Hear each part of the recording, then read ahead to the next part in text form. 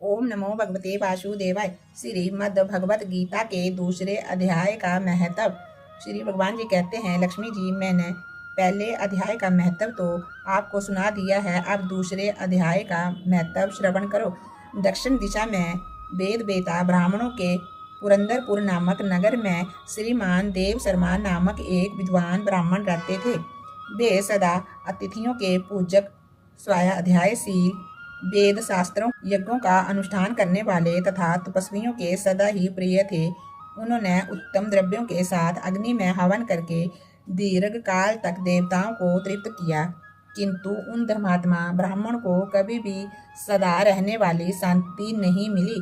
वे परम कल्याणमय तत्व का ज्ञान प्राप्त करने की इच्छा से प्रतिदिन प्रचुर सामग्रियों के द्वारा सत्य संकल्प वाले तपस्वियों की सेवा करने लगे। इस प्रकार शुभ आचरण करते हुए उन्हें बहुत समय व्यतीत हो गया। एक दिन पृथ्वी पर उनके समक्ष एक त्यागी महात्मा प्रकट हुए। वे पूर्ण अनुभवी, नासिका के अग्रभाग पर दृष्टि रखने वाले तथा शांत चित्त स्वभाव के थे। निरंतर भगवान में अपने मन को लगाए रखते थे। वे सदा आनंद विभोर रहते थे। देव शर्मा ने उन नित्य संतुष्ट तपस्वी को शुद्ध भाव से प्रणाम किया और पूछा, महात्मन, मुझे शांतिमय स्थिति कैसे प्राप्त होगी? तब उन आत्मज्ञानी संत ने देव शर्मा को सोपुर ग्राम के निवासी मित्रवान का, जो बकरियों का चारवाहा था, परिचय दिया और कहा, वही तुम्हें उपदेश देगा।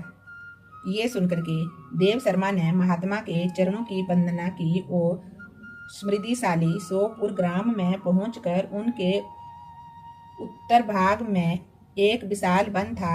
उसी वन में नदी के किनारे एक विशाल शिला पर मित्रवान बैठा था। वह अपलक दृष्टि से देख रहा था। वह स्थान आपस का स्वाभाविक बैर छोड़कर एकत्रित हुए परस्पर विरोधी जंतुओं से घिरा था। वहां उद्यान में मद मद वायु चल रही थी। मृगों के झुंड शांत भाव से बैठे थे और मित्रवान दया से भरी हुई आनंद में ही मनोहरणी दृष्टि से पृथ्वी पर मानो अमृत छिड़क रहा था। इस रूप में उसे देखकर देव शर्मा का मन प्रसन्न हो गया। वे उत्सुक होकर के बड़ी विनय के साथ मित्रवान के पास गए। मित्रवान ने भी अपने मस्तक को किंचित नवाकर देव शर्मा का सत्कार किया। तदंतर विद्वान वेद शर्मा अनन्यचित से मित्रवान के समीप गए और जब उनके ध्यान का समय समाप्त हो गया, तब उस समय उन्होंने अपने मन की बात पूछी। महाभाग, मैं आत्मा का ज्ञान प्राप्त करना चाहता हूँ। मेरे इस मनोरथ की पूर्ति के लिए मुझे किसी ऐसे उपाय का उपदेश कीजिए जिसके द्वारा सिद्धि प्राप्त हो चुकी हो। देव शर्मा की बात सुनकर के मित्रवान ने एक क्षण तक कुछ विचार किया। उसके बाद इस प्रकार कहा, विद्वन, एक समय की बात है, मैं वन के भीतर बकरियों की रक्षा कर रहा था। इतने में ही एक भयंकर व्याघ्र पर मेरी दृष्टि पड़ी, जो मानो सबको ग्रस लेना चाहता था। मैं मृत्यु के डरता हुआ इसलिए व्याघ्र को आते देख करके बकरियों के झुंड को आगे करके वहां से भाग चला, किंतु एक बकरी तुरंत ही सारा भय छोड़कर नदी के किनारे उस व्याघ्र के पास बेरोक टोक चली गई। फिर तो व्याघ्र भी द्वेष छोड़कर चुपचाप खड़ा हो गया। उसे इस अवस्था में देखकर बकरी बोली, व्याघ्र, तुम्हें तो अभिष्ट भोजन प्राप्त हुआ है। मेरे शरीर से मांस निकालकर प्रेम पूर्वक खा लो। तुम इतनी देर से क्यों खड़े हो? तुम्हारे मन में मुझे खाने का विचार क्यों नहीं हो रहा है? व्याघ्र बोला, बकरी, इस स्थान पर आते ही मेरे मन में द्वेष का भाव निकल गया। भूख प्यास भी मेरी सारी मिट गई है, इसलिए पास आने का भी अब मुझे कोई भी खाना खाने की चाहत नहीं रही है। व्याघ्र के यूं कहने पर बकरी बोली, ना जाने मैं कैसे निर्वय हो गई हूँ। इसमें क्या कारण हो सकता है? यदि तुम जानते हो तो बताओ। ये सुनकर के व्याघ्र ने कहा, मैं भी नहीं जानता, चलो सामने खड़े हुए इन महापुरुष से पूछें। ऐसा निश्चय करके वे दोनों वहां से चल दिए। उन दोनों के स्वभाव में ये विचित्र परिवर्तन देखकर मैं बहुत विस्मय में पड़ गया। इतने में ही उन्होंने मुझे से आकर के प्रश्न किया। वहां वृक्ष की शाखा पर एक वानर राज था। उन दोनों के साथ मैंने भी वानर राज से पूछा। विप्रवर, मेरे पूछने पर वानर राज ने आदर पूर्वक कहा, अजापाल सुनो, इस विषय में मैं तुम्हें प्राचीन वृत्तांत सुनाता हूँ। ये सामने वन के भीतर जो बहुत बड़ा मंदिर है, उसकी ओर देखो। इसमें ब्रह्मा जी का स्थापित किया हुआ एक शिवलिंग है। पूर्व काल में यहाँ सुकर्मा नामक एक बुद्धिमान महात्मा रहते थे, जो तपस्या में लगे रहते थे। इस मंदिर में उपासना करते थे। वे वन में से फूलों का संग्रह कर लाते और नदी के जल से पूजनीय भगवान शंकर को स्नान करा करके उन्हीं से उनकी पूजा किया करते थे। इस प्रकार आराधना का कार्य करते हुए सुकर्मा यहाँ निवास करते थे। बहुत समय के बाद उनके समीप किसी अतिथि का आगमन हुआ। सुकर्मा ने भोजन के लिए फल ला करके अतिथि को अर्पण किए और कहा, विद्वन, मैं केवल तत्व ज्ञान की इच्छा से भगवान शिव की आराधना करता हूँ। आज इस आराधना का फल परिपक्व होकर के मुझे मिल गया है, क्योंकि इस समय आप जैसे महापुरुष ने मुझ पर अनुग्रह किया है। सुकर्मा के ये मीठे वचन सुनकर के तपस्या के धनी महात्मा अतिथि को बड़ी प्रसन्नता हुई। उन्होंने एक शिलाखंड पर गीता का दूसरा अध्याय लिख दिया और ब्राह्मण को उसके पाठ एवं अभ्यास के लिए आज्ञा देते हुए कहा, ब्राह्मण, इससे तुम्हारा आत्मज्ञान संबंधी मनोरथ अपने आप सफल हो जाएगा। यूं कहकर के वे बुद्धिमान तपस्वी सुकर्मा के सामने ही उनके देखते देखते अंतर्ध्यान हो गए। विस्मित होकर के उनके आदेश के अनुसार निरंतर गीता के दूसरे अध्याय का अभ्यास करने लगा। उसके बाद दीर्घ काल के पश्चात अंतःकरण शुद्ध होकर उन्हें आत्मज्ञान की प्राप्ति हुई। फिर वे जहाँ तहाँ गए, वहाँ वहाँ का तपोवन शांत हो गया। उनमें शीत उष्ण और राग द्वेष आदि की बाधाएं दूर हो गई। इतना ही नहीं, उन स्थानों में भूख प्यास का कष्ट भी जाता रहा तथा भय का सर्वथा अभाव हो गया। ये सब द्वितीय अध्याय का जप करने वाले सुकर्मा ब्राह्मण की तपस्या का ही प्रभाव समझो। मित्रवान कहता है, वानर राज के यों कहने पर मैं प्रसन्नता पूर्वक बकरी और व्याघ्र के साथ उस मंदिर की ओर गया। वहां जाकर के शिलाखंड पर लिखे हुए गीता के दूसरे अध्याय को मैंने देखा और पढ़ा। उसी की आवृत्ति करने से मैंने तपस्या का पार पा लिया है। अतः भद्रपुरुष, तुम भी सदा दूसरे अध्याय की ही आवृत्ति किया करो। ऐसा करने पर मुक्ति तुमसे दूर नहीं रहेगी। श्री भगवान जी कहते हैं, प्रिय मित्रवान के इस प्रकार आदेश देने पर देव शर्मा ने उसका पूजन किया और उसे प्रणाम करके पुरंदरपुर की राह ली। वहाँ किसी मंदिर में जा करके उन्होंने आत्मज्ञानी महात्मा को पा करके उन्होंने ये सारा वृतांत निवेदन किया और सबसे पहले उन्हीं से ही दूसरे अध्याय को पढ़ा। उनसे उपदेश पा करके शुद्ध अंतःकरण वाले देव शर्मा प्रतिदिन बड़ी श्रद्धा के साथ दूसरे अध्याय का पाठ करने लगे। तब से उन्होंने प्रशंसा के योग्य परम पद को प्राप्त कर लिया। लक्ष्मी जी, ये दूसरे अध्याय का पाठ था, ये मैंने तुमसे क्या सुनाया है। बोलिए विष्णु भगवान की जय। ओम नमो भगवते वासुदेवाय। ओम नमो भगवते वासुदेवाय। श्रीमद् भगवत गीता का तीसरे अध्याय का महत्व। श्री भगवान जी कहते हैं, प्रिय जन स्थान में एक जड़ नामक ब्राह्मण था, जो कौशिक वंश में उत्पन्न हुआ था। उसने अपना जातीय धर्म छोड़कर बनिए की वृत्ति में मन लगाया। उसे प्राय स्त्रियों के साथ व्यभिचार करने का व्यसन पड़ गया था। वह सदा जुआ खेलता, शराब पीता और शिकार खेलकर जीवों की हिंसा किया करता था। इसी प्रकार उसका समय बीत जा रहा था। धन नष्ट हो जाने पर वह व्यापार के लिए बहुत दूर उत्तर की दिशा में चला गया। वहां से धन कमाकर घर की ओर लौटा। बहुत दूर तक का रास्ता उसने तय कर लिया था। एक दिन सूर्य अस्त हो जाने पर जब 10 दिशाओं में अंधकार फैल गया, तब एक वृक्ष के नीचे उसे लुटेरों ने लूट लिया और शीघ्र ही उसके प्राण ले लिए। उसके धर्म का लोप हो गया था, इसलिए वह बड़ा भयानक प्रेत हुआ। उसका पुत्र बड़ा धर्मात्मा और वेदों का विद्वान था। उसने अब तक पिता के लौट आने की राह देखी। जब वे नहीं आए तब उनका पता लगाने के लिए वह अपने आप ही घर को छोड़ करके चल दिया। वह प्रतिदिन खोज करता, मगर राहगीरों से पूछने पर भी उसे उनका कुछ समाचार नहीं मिलता था। एक दिन एक मनुष्य से उसकी भेंट हुई जो उसके पिता का सहायक था। उससे सारा हाल जानकर उसने पिता की मृत्यु पर बहुत शोक किया। वह बड़ा बुद्धिमान था। बहुत कुछ सोच विचार कर पिता का पारलौकिक कर्म करने की इच्छा से आवश्यक सामग्री साथ ले उसने काशी जाने का विचार किया। रास्ते में 7-8 मुकाम डालकर वह 9वें दिन उसी वृक्ष के नीचे पहुंचा जहां उसके पिता मारे गए थे। उस स्थान पर उसने संध्या उपासना की और गीता के 3रे अध्याय का पाठ किया। इसी समय आकाश में बड़ी भयानक आवाज हुई। उसने अपने पिता को भयंकर आकार में देखा।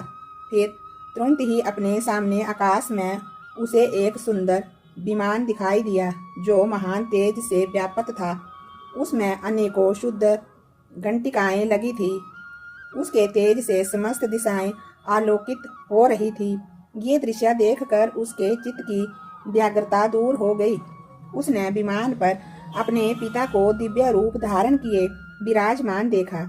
उनके शरीर पर पीताम्बर शोभा पा रहा था और मुनिजन उनकी स्तुति कर रहे थे। उन्हें देखते ही पुत्र ने प्रणाम किया। तब पिता ने भी उसे आशीर्वाद दिया। उसके बाद उसने पिता से ये सारा वृत्तांत पूछा। उसके उत्तर में पिता ने सब बातें बताकर इस प्रकार कहना शुरू किया। बेटा, दैव बस मेरे निकट गीता के 3 अध्याय का पाठ करके तुमने इस शरीर के द्वारा किए हुए दुष्तज्ञा कर्म बंधन से मुझे छुड़ा दिया। अतः अब तुम घर लौट जाओ, क्योंकि जिसके लिए तुम काशी जा रहे थे अब वह प्रयोजन इस समय 3 अध्याय के पाठ से सिद्ध हो गया है। पिता के यूं कहने पर पुत्र ने पूछा, पिताजी, मेरे हित का कोई उपदेश दीजिए तथा और कोई कार्य जो मेरे लिए करने योग्य है वो मुझको बतलाइए। तब पिता ने कहा, बेटा, तुम्हें यही कार्य फिर करना है। मैंने जो कर्म किया है वही मेरे भाई ने भी किया था। इससे वे घोर नरक में पड़े हैं। उनका भी तुम्हें उद्धार करना चाहिए तथा मेरे कुल के और भी जितने लोग नरक में पड़े हैं उन सब का भी तुम्हारे द्वारा उद्धार हो जाना चाहिए। यही मेरा मनोरथ है। बेटा, जिस साधन के द्वारा तुमने मुझे संकट से छुड़ाया है उसी का अनुष्ठान औरों के लिए भी करना उचित है। उसका अनुष्ठान करके उससे होने वाला पुण्य उन नारकी जीवों को संकल्प करके दे दो। इससे वे समस्त पूर्वज मेरी ही तरह यातना से मुक्त हो जाएंगे और श्री विष्णु भगवान के परम पद को प्राप्त हो जाएंगे। पिता का ये संदेश सुनकर के पुत्र ने कहा, पिताजी, यदि ऐसी बात है और आपकी भी ऐसी ही रुचि है तो मैं समस्त नारकी जीवों का नरक से उद्धार कर दूंगा। ये सुनकर के उसके पिता बोले, बेटा, तुम्हारा कल्याण हो। मेरा अत्यंत प्रिय कार्य संपन्न हो गया। इस प्रकार पुत्र को आश्वासन देकर के उसके पिता भगवान विष्णु के परम धाम को चले गए। उसके बाद वह भी घर लौटकर जन्म स्थान में आया और परम सुंदर भगवान श्री कृष्ण के मंदिर में उनके समक्ष बैठकर पिता के आदेश अनुसार गीता के 3 अध्याय का पाठ करने लगा। उसने नारकी जीवों का उद्धार करने की इच्छा से गीता पाठ जनित सारा पुण्य संकल्प करके दे दिया। इसी बीच में भगवान विष्णु के दूत यातना भोगने वाले नारकी जीवों को छुड़ाने के लिए यमराज के पास गए। यमराज ने नाना प्रकार के सत्कारों से उनका पूजन किया और कुशल पूछी। वे बोले, धर्मराज, हम लोगों के लिए सब और आनंद ही आनंद है। इस प्रकार सत्कार करके पितृलोक के सम्राट परम बुद्धिमान यम ने विष्णु दूतों से यमलोक में आने का कारण पूछा। तब विष्णु दूतों ने कहा, यमराज, शेष शैया पर शयन करने वाले भगवान विष्णु ने हम लोगों को आपके पास कुछ संदेश देने के लिए भेजा है। भगवान हम लोगों के मुख से आपकी कुशल पूछते हैं और ये आज्ञा देते हैं कि आप नरक में पड़े हुए समस्त प्राणियों को छोड़ दें। भगवान विष्णु का ये आदेश सुनकर के यम ने मस्तक झुकाकर उसे स्वीकार किया और मन ही मन कुछ सोचा। उसके बाद नारकी जीवों को नरक से मुक्त देखकर उनके साथ ही वे भगवान विष्णु के वास स्थान को चले। यमराज श्रेष्ठ विमान के द्वारा जहाँ क्षीर सागर है वहां जा पहुंचे। उसके भीतर कोटि कोटि सूर्य के समान कांतिमान नील कमल दल के समान श्याम सुंदर लोकनाथ जगत गुरु श्री हरि का उन्होंने दर्शन किया। भगवान का तेज उनकी सैया बने हुए शेषनाग के फणों की मणियों के प्रकाश से दुगना हो रहा था। वे आनंद युक्त दिखाई दे रहे थे। उनका हृदय प्रसन्नता से परिपूर्ण था। भगवती लक्ष्मी अपनी सरल चितवन से प्रेम पूर्वक उन्हें बारंबार निहार रही थी। चारों ओर योगी जन भगवान की सेवा में खड़े थे। उन योगियों की आंखों के तारे ध्यानस्थ होने के कारण निश्चल प्रतीत होते थे। देवराज इंद्र अपने विरोधियों को परास्त करके उद्देश्य से भगवान की स्तुति कर रहे थे। ब्रह्मा जी के मुख से निकले हुए वेदांत वाक्य मूर्तिमान होकर के भगवान के गुणों का गान कर रहे थे। भगवान संतुष्ट होने के साथ ही समस्त योनियों की ओर से उदासीन प्रतीत होते थे। जीवों में से जिन्होंने योग साधन के द्वारा अधिक पुण्य संचय किया था उन सबको एक ही साथ वे कृपा दृष्टि से निहार रहे थे। भगवान अपने सब रूप भूत अखिल चराचर जगत को आनंद पूर्ण दृष्टि से अमोदित कर रहे थे। शेषनाग की प्रभा से उदावासित एवं सर्वत्र व्यापक दिव्य विग्रह धारण किए नील कमल के सदृश श्याम वर्ण वाले श्री हरि ऐसे जान पड़ते थे मानो चांदनी से गिरा हुआ आकाश सुशोभित हो रहा हो। इस प्रकार भगवान की झांकी को देखकर यमराज अपनी विशाल बुद्धि के द्वारा उनकी स्तुति करने लगे। यमराज बोले, संपूर्ण जगत का निर्माण करने वाले परमेश्वर, आपका अंतःकरण अत्यंत निर्मल है। आपके मुख से ही वेद प्रकट हुए हैं। आप ही विश्व स्वरूप और इसके विधायक ब्रह्मा हैं। आपको नमस्कार है। अपने बल और वेग के कारण जो अत्यंत दूरदर्श प्रतीत होते हैं ऐसे दानव इंद्रों का अभिमान चूर्ण करने वाले भगवान विष्णु को नमस्कार है। पालन के समय सत्तमय शरीर धारण करने वाले विश्व के आधारभूत सर्वव्यापी श्री हरि को नमस्कार है। समस्त देहधारियों की पातक शास्त्री को दूर करने वाले परमात्मा को प्रणाम है। जिनके ललाट बरती नेत्र के तनिक सा खुलने पर भी आग की लपटें निकलने लगती है, उन रुद्र रूपधारी आप परमेश्वर को नमस्कार है। आप संपूर्ण विश्व के गुरु आत्मा और महेश्वर हैं। अतः समस्त वैष्णव जनों को संकट से मुक्त करके उन पर अनुग्रह करते हैं।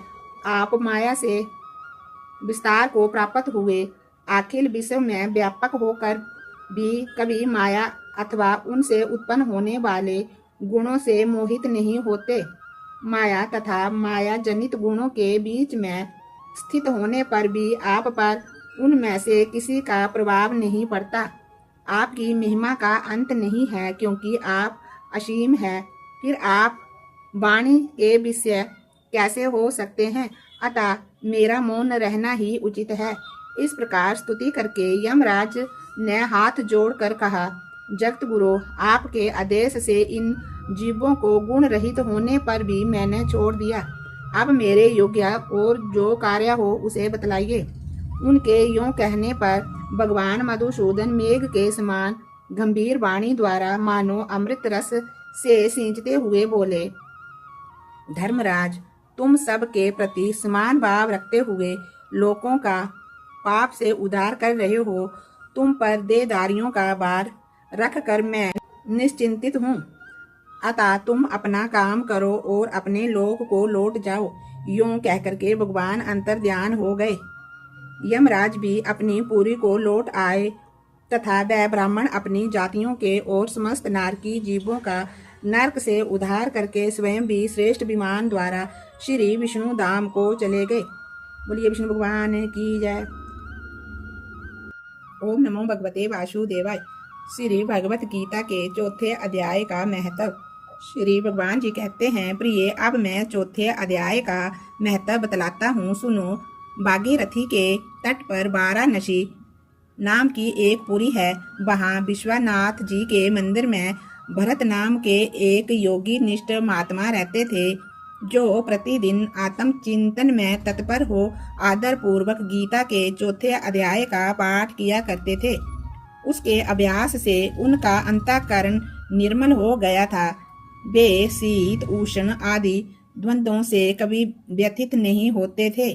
एक समय की बात है कि वे तपोधन नगर की सीमा में स्थित देवताओं का दर्शन करने की इच्छा से भ्रमण करते हुए नगर से बाहर निकल गए।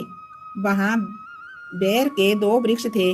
उन्हीं की जड़ में वे विश्राम करने लगे। एक वृक्ष की जड़ में उन्होंने अपना मस्तक रखा था और दूसरे वृक्ष की जड़ में उनका पैर टिका हुआ था। थोड़ी देर बाद जब वे तपस्वी चले गए, तब बेर के वे दोनों वृक्ष 5-6 दिनों के भीतर सूख गए। उनके पत्ते और टहनियां भी नहीं रही। उसके बाद वे दोनों वृक्ष कहीं ब्राह्मणों के पवित्र गृह में 2 कन्याओं के रूप में उत्पन्न हुए। वे दोनों कन्याएं जब बढ़कर के 7 वर्ष की हो गई, तब एक दिन उन्होंने दूर देशों में घूमकर आते हुए भरत मुनि को देखा। उन्हें देखते ही वे दोनों उनके चरणों में पड़ गई और मीठी वाणी में बोली, मुने, आप ही की कृपा से हम दोनों का उद्धार हुआ है। हमने बेर की योनि त्याग कर मानव शरीर प्राप्त किया है। उनके इस प्रकार कहने पर मुनि को बड़ा विस्मय हुआ। उन्होंने पूछा, पुत्रियों, मैंने कब और किस साधन से तुम्हें मुक्त किया था? साथ ही ये भी बताओ कि तुम्हारे बेर के वृक्ष होने में क्या कारण था, क्योंकि इस विषय में मुझे कुछ भी ज्ञात नहीं है।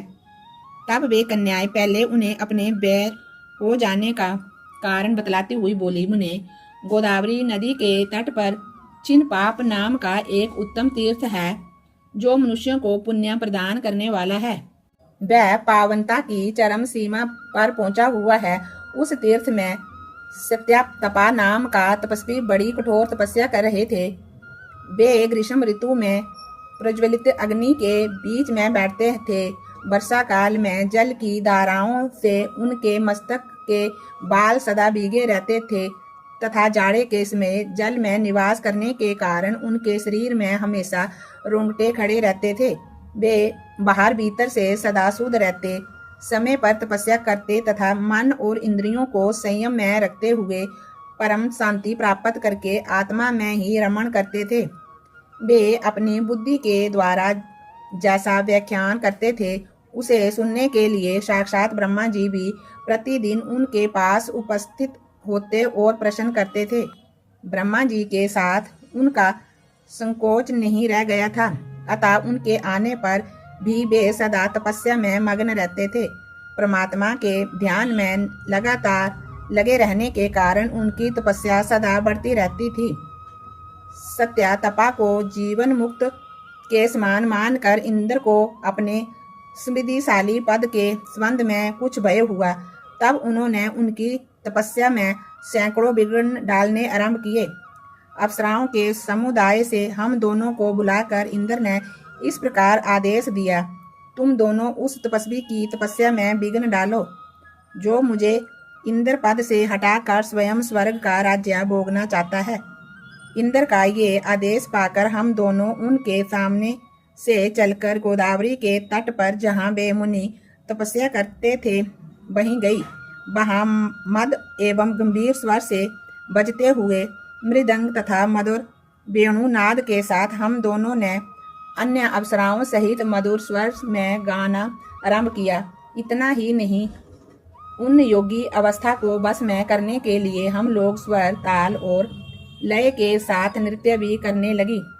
बीच बीच में जरा जरा सा अंचल खिसकने पर उन्हें हमारी छाती भी दिख जाती थी। हम दोनों की उन्मत्त गति काम भाव का उद्दीपन करने वाली थी, किंतु उसने उन निर्विकार चित्त वाले महात्माओं के मन में क्रोध का संचार कर दिया। तब उन्होंने हाथ से जल छोड़कर हमें क्रोध पूर्वक शाप दिया, अरे तुम दोनों गंगा जी के तट पर बेर के वृक्ष हो जाओ। ये सुनकर हम लोगों ने बड़ी विनय के साथ कहा, महात्मन, हम दोनों पराधीन थी, अतः हमारे द्वारा जो दुष्कर्म बन गया है उसे आप क्षमा करें। यूं कहकर के हमने मुनि को प्रसन्न कर लिया। तब उन पवित्र चित्त वाले मुनि ने हमारे शाप उधार की अवधि निश्चित करते हुए कहा, भरत मुनि के आने तक ही तुम पर ये शाप लागू होगा। उसके बाद तुम लोगों का मृत्यु लोक में जन्म होगा और पूर्व जन्म की स्मृति बनी रहेगी। मुने, जिस समय हम दोनों बेर वृक्ष के रूप में खड़ी थी, उस समय आपने हमारे समीप आकर के गीता के चौथे अध्याय का जप करते हुए हमारा उद्धार किया था। अतः हम आपको प्रणाम करती हैं। आपने केवल शाप से ही नहीं, इस भयानक संसार से भी गीता के चतुर्थ अध्याय के पाठ द्वारा हमें मुक्त कर दिया। श्री भगवान जी कहते हैं, उन दोनों के इस प्रकार कहने पर मुनि बहुत ही प्रसन्न हुए और उनसे पूजित हो विदा लेकर के जैसे आए थे वैसे ही चले गए तथा वे कन्या भी बड़े आदर के साथ प्रतिदिन गीता के चौथे अध्याय का पाठ करने लगी, जिससे उनका भी उद्धार हो गया। बोलिए विष्णु भगवान की जय। ओम नमो भगवते वासुदेवाय।